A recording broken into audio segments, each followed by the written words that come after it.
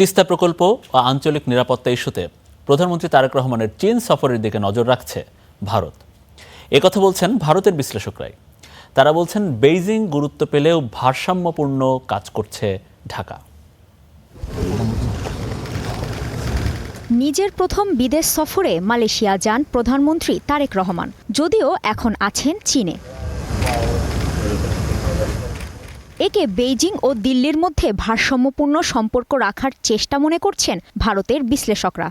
এইটা কিন্তু ভারতবর্ষের ক্ষেত্রে একটা কনসার্নের দিক ডেফিনেটলি, এবং আমার মনে হয় যে যেই 17টি মেমোরান্ডাম অফ আন্ডারস্ট্যান্ডিং সেখানে স্বাক্ষরিত হওয়ার কথা আছে, সেটাও কিন্তু বাংলাদেশের মূলত ইনফ্রাস্ট্রাকচার ডেভেলপমেন্ট, অর্থনৈতিক বিনিয়োগ এবং এই দিকগুলোকে, এই বিষয়গুলোকে মাথায় রেখে কিন্তু এই মেমোরান্ডামসগুলোকে স্বাক্ষরিত করা হবে।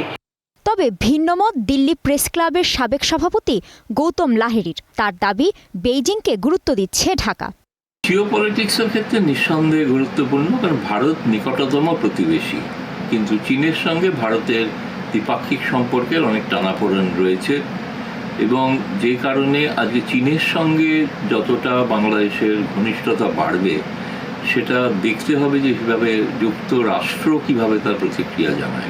দিল্লি ভিত্তিক think tank red lantern analytical observer group বলছে, তারেক রহমানের দ্রুত সময়ে ভারত সফর করা দরকার।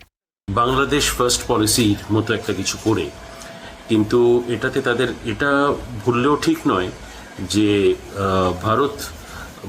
ভারতের সঙ্গে রিলেশনটা ভালো থাকাটা আমার মনে হয় অত্যন্ত বদ্ধপরিকর।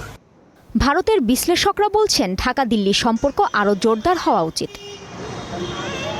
কাজী শাহরিন, স্টার নিউজ।